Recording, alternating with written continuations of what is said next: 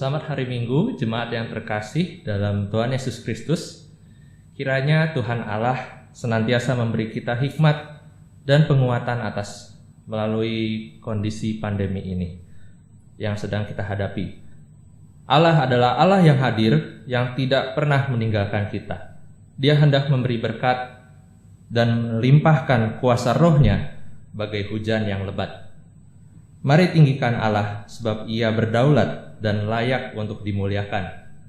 Mari kita naikkan pujian dari Kidung Jemaat 18 ayat 1 dan yang kedua. Allah hadir bagi kita.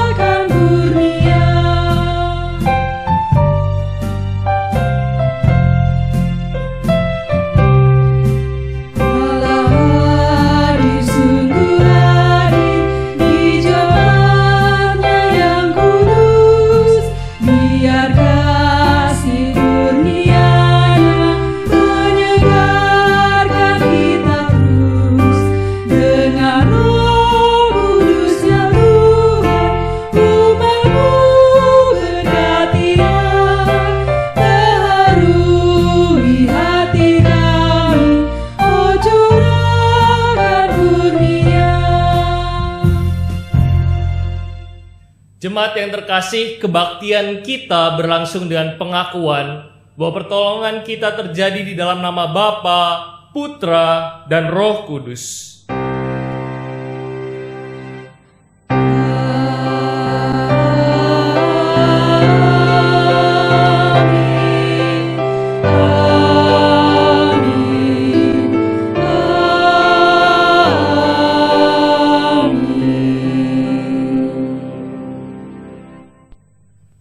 Kasih karunia dan damai sejahtera Allah Bapa kita dan dari Tuhan Yesus Kristus kiranya turun atasmu. Dan atasmu juga.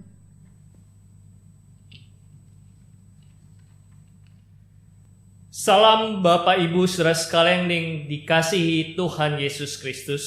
Selamat berjumpa kembali walaupun perjumpaan kita tidak terjadi secara fisik. Tema kita pada hari Minggu ini adalah hamba yang dipercaya. Melalui tema ini, kita diajar untuk meyakini bahwa kita adalah hamba-hamba Tuhan. Dan sebagai hamba, kita dipercaya untuk menjadi pelita dan garam Tuhan bagi dunia ini. Itu sebabnya, jangan sampai kita lari dari tanggung jawab yang Tuhan percayakan pada kita. Gunakan setiap kepercayaan yang Tuhan berikan kepada kita dengan setia dan bertanggung jawab sebagai ungkapan kesiapan kita menanti kedatangannya yang kedua kali. Firman Tuhan yang mendasari tema kita pada minggu ini diambil dari 1 Tesalonika 5 ayat 6 yang mengatakan, "Sebab itu baiklah jangan kita tidur seperti orang-orang lain, tetapi berjaga-jaga dan sadar."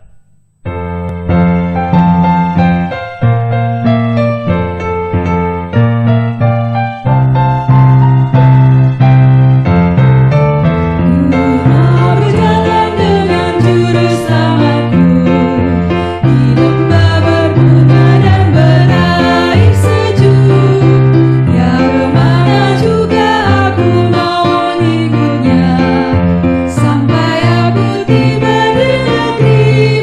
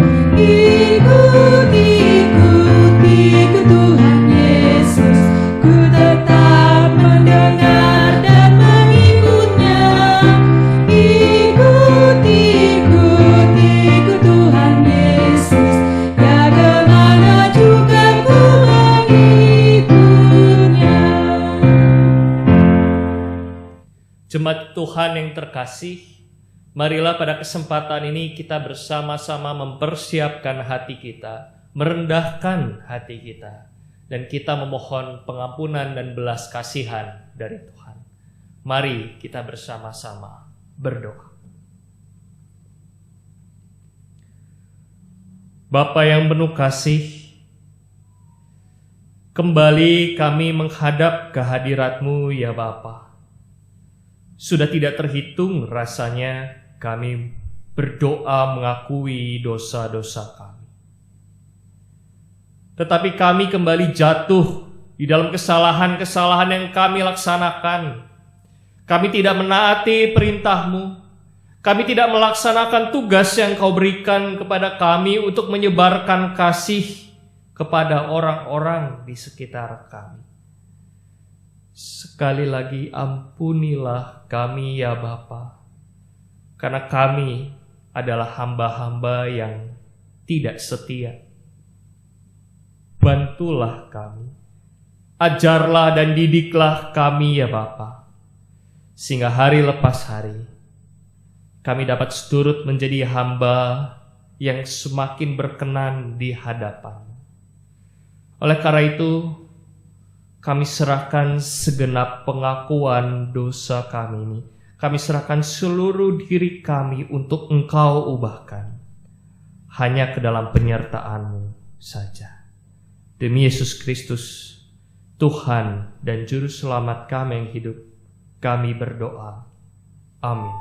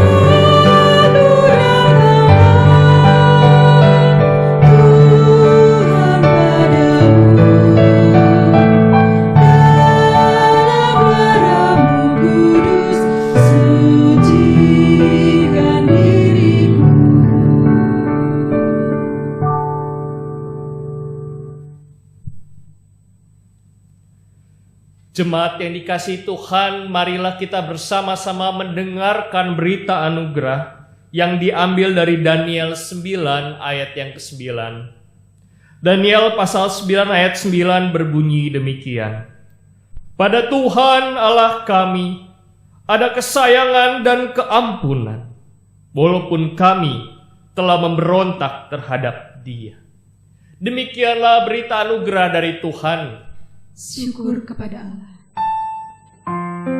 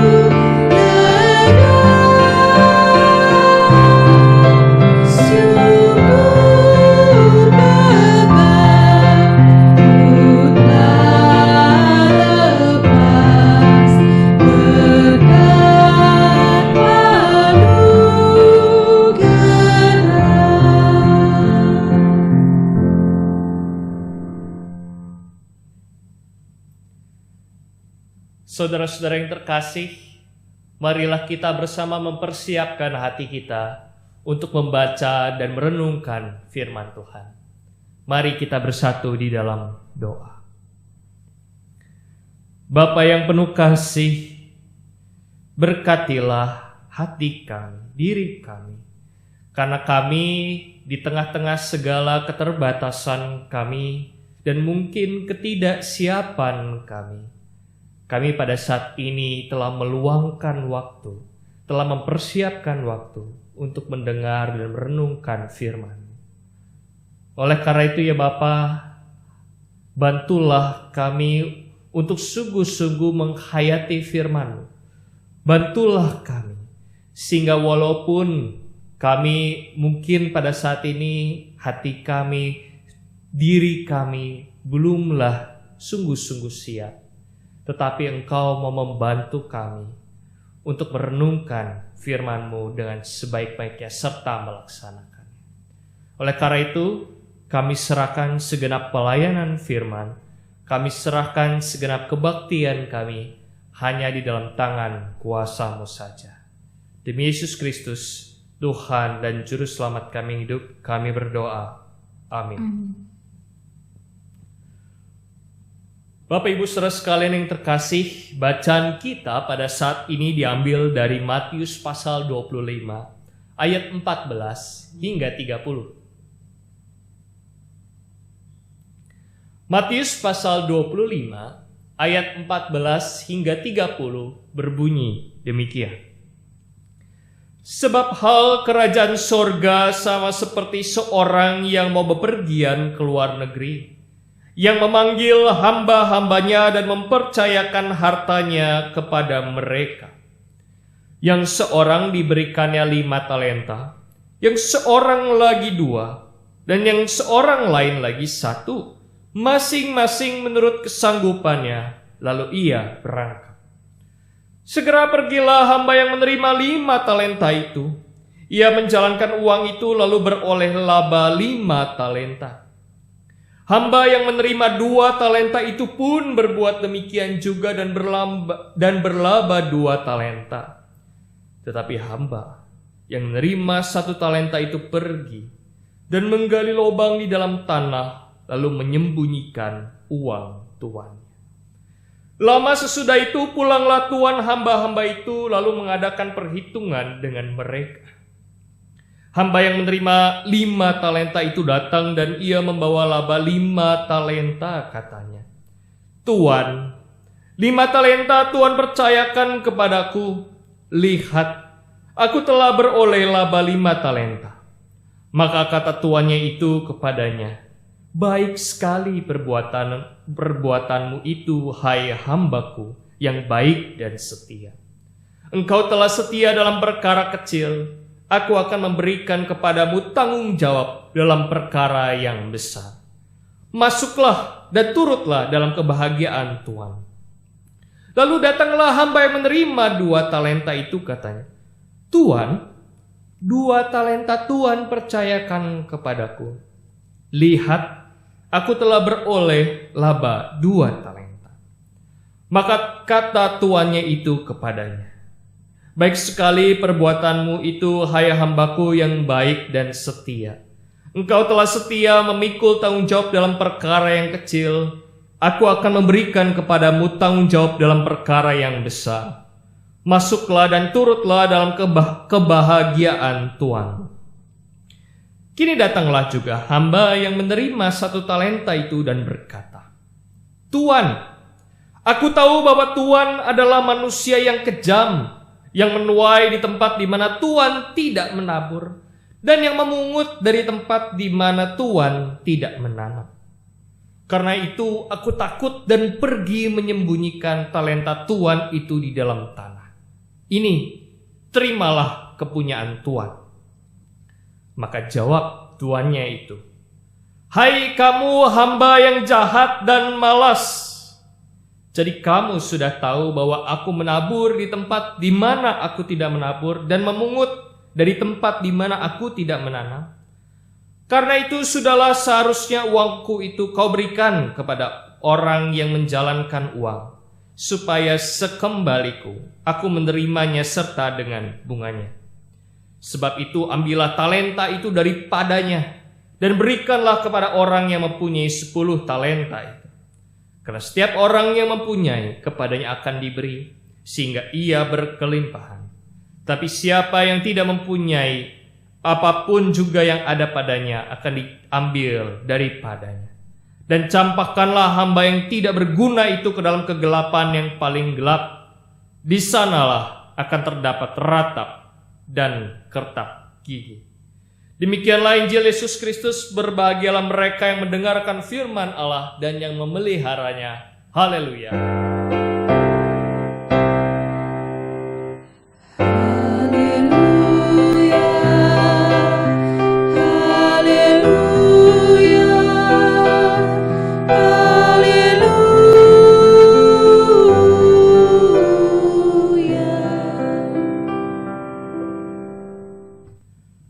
Saudara-saudara yang terkasih, tentu kita tahu ada 3 sola yang seringkali diajarkan di dalam gereja.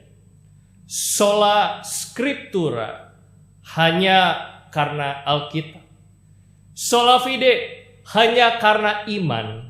Dan sola gratia, hanya karena karunia engkau diselamatkan. Itu menjadi sebuah ajaran yang diterima dan dilakukan oleh banyak orang Kristen. Itu kenapa tidak jarang kita menemukan orang-orang yang rajin sekali membaca Alkitab. Mungkin Bapak Ibu saudara sekalian adalah salah satunya juga yang pernah membaca Alkitab dari awal sampai akhir beberapa kali. Ini kenapa juga ada orang-orang yang senang sekali terlibat di dalam pendalaman Alkitab, ikut webinar, ikut acara-acara di gereja, aktif dalam tanya jawab dan sebagainya. Karena dari Alkitablah aku mengetahui apa yang Tuhan inginkan. Dan kalau kita lihat memang dari surat Efesus pasal 2 misalnya, memang keselamatan itu bukan karena perbuatanmu, tetapi itu karena pemberian Tuhan. Itu kenapa seorang tokoh Alkitab, seorang tokoh Kristen Martin Luther, pernah mengatakan bahwa surat Yakobus adalah epistel jerami. Epistel itu maksudnya surat jerami. Kenapa? Menurut dia surat Yakobus adalah surat yang isinya tidak begitu berbobot dibandingkan yang lain. Hanya seperti jerami. Kenapa? Kalau Bapak Ibu saudara sekalian perhatikan, di dalam surat itu ada banyak sekali hal-hal praktis. Dan bahkan di salah satu pasal dan ayat di dalam surat Yakobus juga itu dituliskan bahwa tunjukkanlah imanmu lewat perbuatan. Lantas kalau tunjukkanlah imanmu lewat perbuatan, apa maknanya gracia? Apa maknanya fide? Toh, bukankah sudah beriman kepada Tuhan saja sudah cukup? Dan ini yang seringkali menjadi batu sandungan bagi banyak orang. Karena di dalam bagian lain, Yesus sendiri pernah berkata, yang masuk kerajaan sorga bukanlah mereka yang memanggil Bapa, Bapa, tapi yang melakukan kehendak Bapakku di sorga. Melakukan kehendak Bapakku. Bapak Ibu saudara sekalian, di dalam ajaran Kristen seringkali kita menjadi orang-orang yang salah tangkap. Kita seringkali mempelajari bahwa apapun yang kamu lakukan itu tidak akan sebanding dengan penebusan yang Tuhan berikan. Kamu tidak bisa melakukan apapun juga untuk menebus dosamu. Betul. Apapun yang kita lakukan, kita tidak akan bisa menebus dosa kita. Karena kita adalah manusia yang berdosa. Tuhanlah satu-satunya yang memang telah menebus dosa kita. Dan kita manusia tidak bisa berbuat apa-apa. Tetapi di sisi lain, Tuhan juga sebenarnya telah memberikan kepada kita sebuah tugas yang harus dilakukan. Yaitu laksanakanlah, wujudkanlah kerajaan Allah di dunia ini. Wujudkanlah cinta kasih di dunia ini. Dan orang kadang-kadang abai akan hal itu. Yang diingat adalah Tuhan sudah menyelamatkanku, lalu ya sudah. Selesai tugasku. Belum. Keselamatan, penebusan dosa, oke, Tuhan sudah berikan, tapi itu tidak berarti tugas kita sudah selesai. Alasan lain kenapa orang-orang di dalam kehidupan Kristen tidak melakukan panggilan ini bisa jadi karena iri hati, karena melihat orang lain dan merasa, wah, saya tidak punya talenta sebanyak dirinya. Ini yang menjadi gambaran nyata di dalam Matius pasal 25 yang kita baca. Satu talenta itu adalah sebuah nilai yang sangat berharga. Tetapi ketika kemudian ketika seorang hamba yang tidak setia membandingkan apa yang dimilikinya dengan apa yang dimiliki oleh orang lain, itu lalu menciutkan hatinya untuk melakukan sesuatu yang lebih. Apa maknanya di dalam kehidupan pada saat ini, Bapak Ibu saudara sekalian?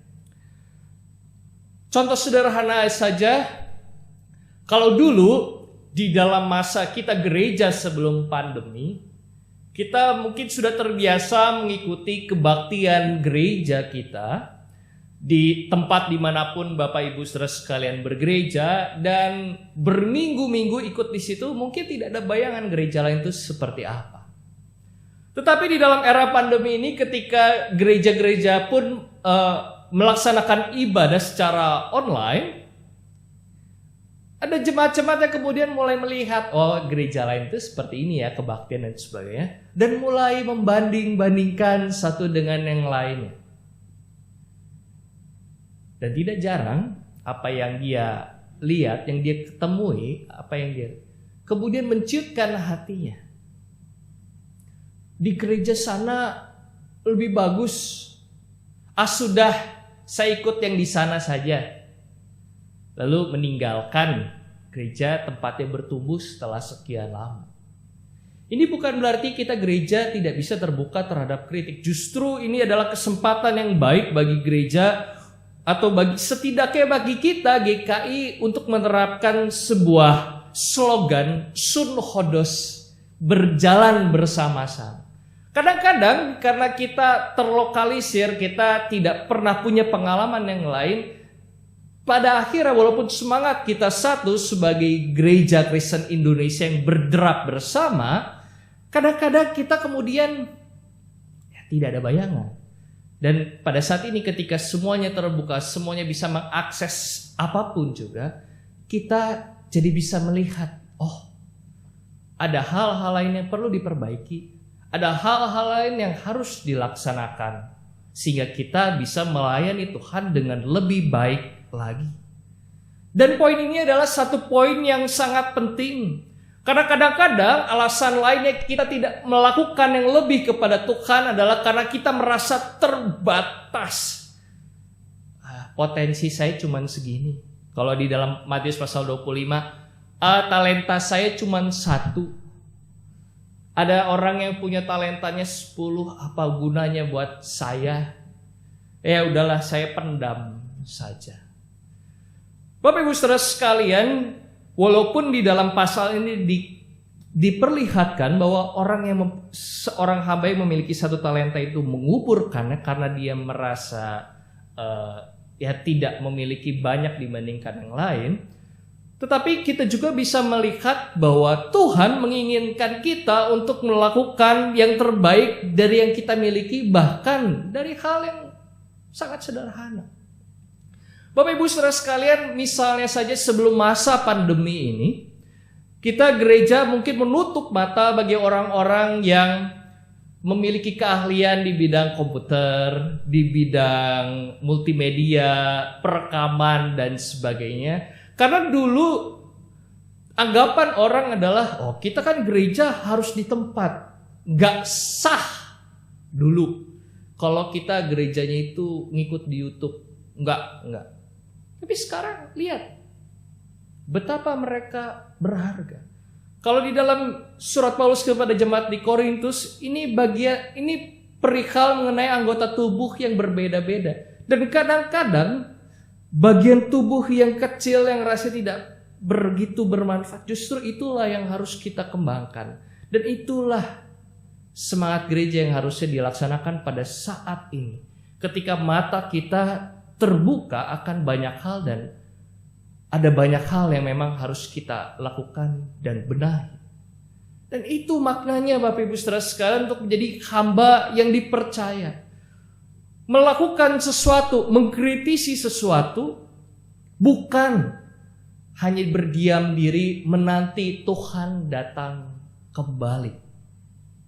Bapak Ibu Saudara sekalian, karena sebentar lagi kita akan memasuki masa raya Natal, saya ingin sedikit share mengenai tahun liturgi yang sangat menarik ini. Tahun liturgi ada masa raya Natal, ada masa raya Paskah, tentu Bapak Ibu Saudara sekalian sudah kenal. Dan setelah masa raya Paskah, setelah Kristus bangkit, masuk namanya masa liturgi Minggu Biasa. Yang tandanya itu dengan warna liturgis yang hijau. Biasa bukan artinya karena biasa lalu mendapat perhatian yang sedikit. Tidak. Justru karena pada masa minggu-minggu biasa ini, dan minggu ini adalah minggu terakhir kita menggunakan hijau di tahun ini, kita diminta untuk melakukan sesuatu. Pembacaan Alkitab pada masa-masa itu berkisah tentang pekerjaan-pekerjaan yang dilakukan Tuhan. Dan itu yang harus kita laksanakan juga. Sehingga pada waktu Tuhan Yesus datang kembali, kita bisa datang, kita bisa tampil sebagai hamba yang memang sudah melakukan tugasnya dengan baik.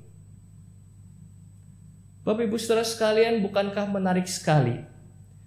Kita diberikan waktu 7 hari dalam seminggu, dan mungkin 1 jam dari 7 hari tersebut kita gunakan untuk peribadahan kita.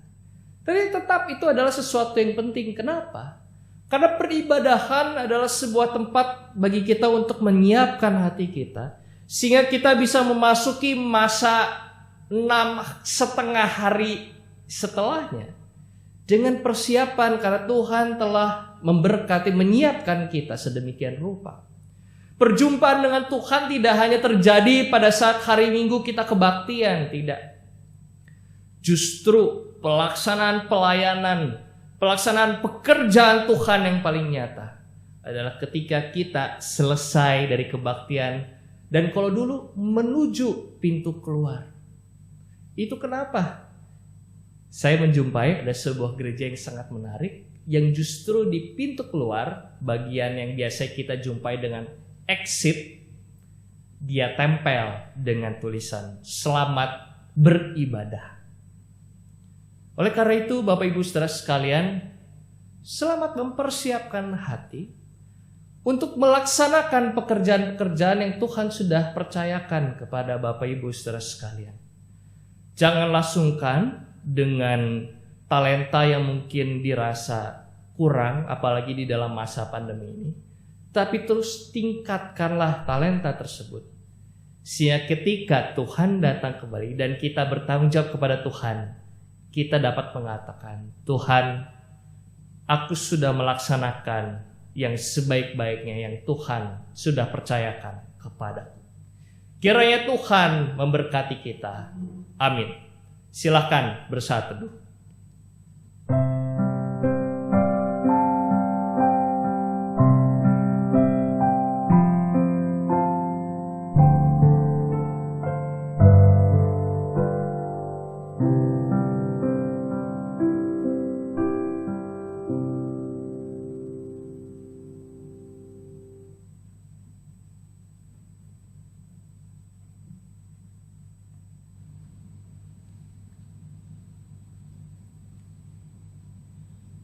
Saya undang jemaat untuk berdiri.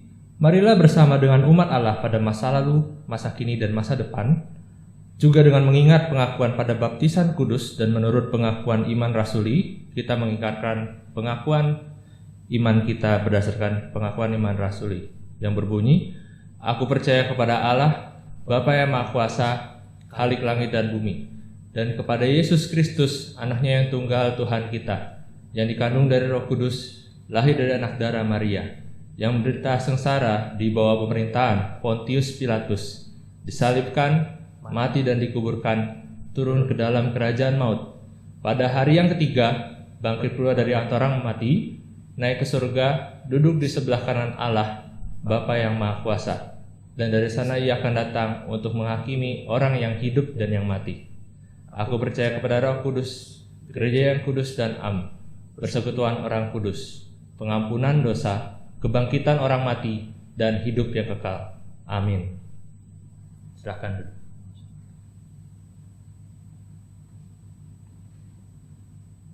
Saudara-saudara yang terkasih, marilah kita masuk ke dalam doa syafaat. Mari kita berdoa. Bapa yang penuh kasih, kami bersyukur karena kami boleh kembali diingatkan untuk terus berkarya di dalam kehidupan kami. Bahwa memang keselamatan yang kami imani telah kami dapatkan, itu terus perlu kami upayakan, perlu kami tunjukkan lewat perbuatan-perbuatan kasih yang perlu kami lakukan. Bantulah kami ya Bapa, karena sebagai manusia kadang-kadang kami tidak tahu apa talenta yang tepat, apa yang harus kami lakukan, khususnya di masa-masa pandemi ini. Masa-masa di mana banyak talenta yang kami percayai telah kami miliki, ternyata tampak tidak begitu berguna. Bantulah kami, sehingga kami bisa melihat talenta-talenta lain di dalam diri kami, untuk kami kembangkan, sehingga kami bisa turut berpartisipasi dalam mewujudkan kerajaan Allah di dunia ini.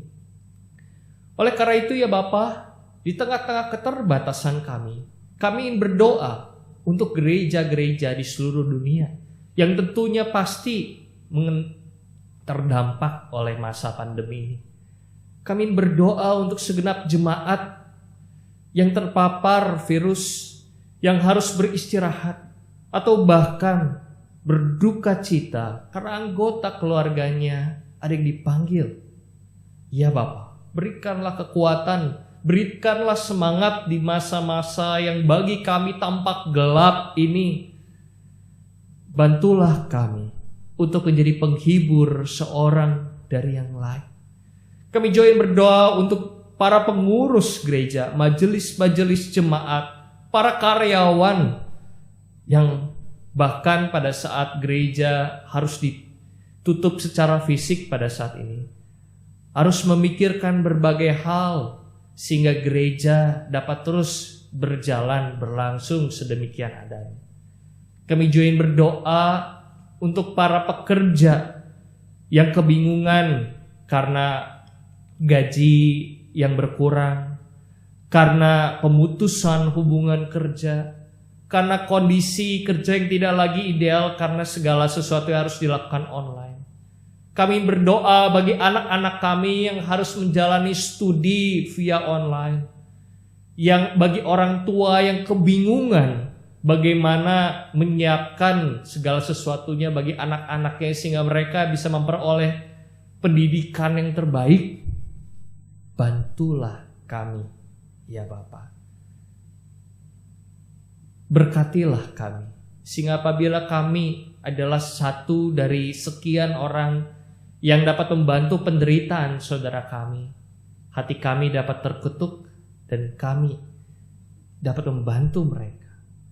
Kami juga berdoa bagi negara kami, bagi para pemimpin bangsa kami, bagi para penegak hukum, bagi segenap warga negara. Berkatilah kami semua di dalam masa-masa yang sulit ini. Berkatilah sehingga pemerintah dapat mempersiapkan segala sesuatunya dengan baik, dapat mengambil keputusan-keputusan yang bijak dan baik, sehingga banyak orang dapat terbantu. Berkatilah juga warga negara ya Bapa, yang mungkin kesulitan untuk menerima keadaan yang ada, yang tidak setuju dengan segala hal yang telah disiapkan oleh pemerintah. Berikanlah kepada mereka ketenangan, kedamaian ya Bapa, sehingga mereka dapat menyampaikan aspirasi mereka dengan baik. Dan bantulah kami semua sebagai satu kesatuan bangsa untuk saling membantu satu dengan yang lainnya, sehingga kehidupan sosial dapat terjaga di tengah-tengah masa-masa yang sulit ini. Ya Bapa, terakhir kami ingin berdoa untuk diri kami masing-masing. Kami ingin berdoa untuk stres yang kami rasakan karena harus terisolasi secara fisik, tidak bisa menjalankan aktivitas sosial seperti biasanya. Berkatilah kami yang mungkin sakit, berkatilah kami yang mungkin terpisah dari anggota keluarga karena tidak mungkin bagi kami untuk saling berkontak. Berkatilah kami yang adalah para dokter yang harus terpisah dari keluarga, yang setiap hari harus menerima resiko untuk mendapat virus di dalam pelayanan yang kami lakukan. Berkatilah kami sebagai pekerja-pekerja yang harus tetap bekerja secara fisik, walaupun kami juga rentan untuk mendapat virus juga. Bantulah kami ya Bapa, sebagai anak-anak, sebagai pemuda-pemuda, sebagai remaja-remaja yang bergumul di dalam menjalankan studi, yang bergumul menjalankan pekerjaan via online. Berkatilah kami para orang tua ya Bapa, yang kebingungan di dalam menjalankan kehidupan yang serba online, termasuk untuk anak-anak kami. Berkatilah kami semua ya Bapa. Bantulah kami untuk merasakan penyertaan-Mu di dalam masa-masa yang sulit, karena kami yakin dan percaya Engkau tidak pernah meninggalkan kami. Di dalam nama Tuhan kami Yesus Kristus, kami berdoa. Amin.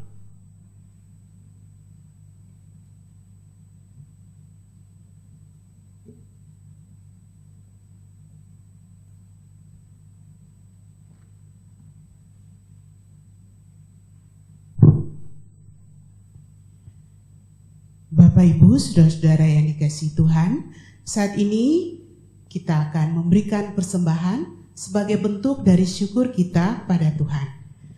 Firman Tuhan yang mendasari persembahan saat ini diambil dari Amsal pasal 3 ayat 9 sampai ayat 10. Dikatakan, muliakanlah Tuhan dengan hartamu dan dengan hasil pertama dari segala penghasilanmu, maka lumbung-lumbungmu akan diisi penuh sampai melimpah-limpah, dan bejana pemerahanmu akan meluap dengan air buah anggurnya. Bapak Ibu dapat memberikan persembahan dengan cara transfer ke rekening GKI Wahid Hasim atau melalui QRIS, atau dapat memasukkan persembahan ke dalam amplop dan membawanya ke gereja. Kita akan memberikan persembahan diiringi pujian Tuhan Pencipta Semesta.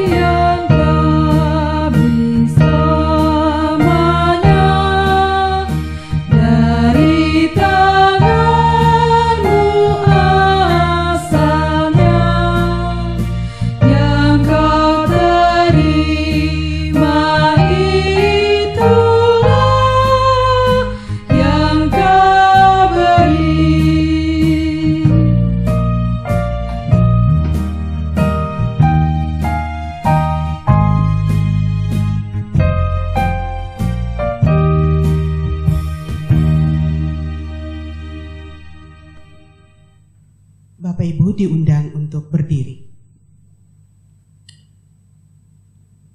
Mari kita berdoa. Ya Tuhan, dengan hikmat-Mu kami beroleh kerelaan untuk memberi. Dengan berkat-Mu kami kembalikan syukur bagi-Mu. Sesungguhnya daripada mula semuanya ini, berkatilah persembahan ini menjadi karunia yang hidup bagi kemuliaan nama-Mu. Dalam nama Tuhan Yesus kami berdoa. Amin.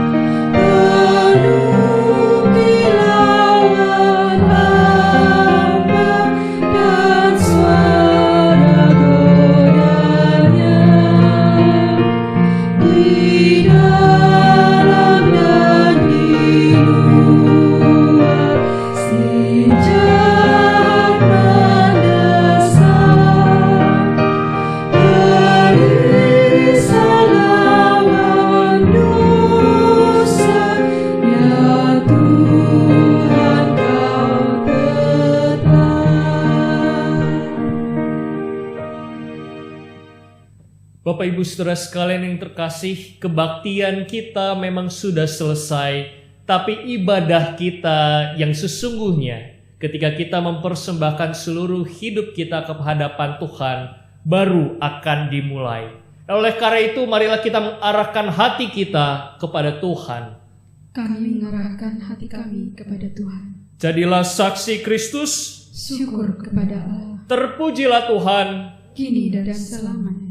Marilah kita memohon berkat dari Tuhan. Tuhan memberkati kita dan melindungi kita. Tuhan menyinari kita dengan wajah-Nya dan memberi kita kasih karunia. Tuhan menghadapkan wajah-Nya kepada kita dan memberi kita damai sejahtera.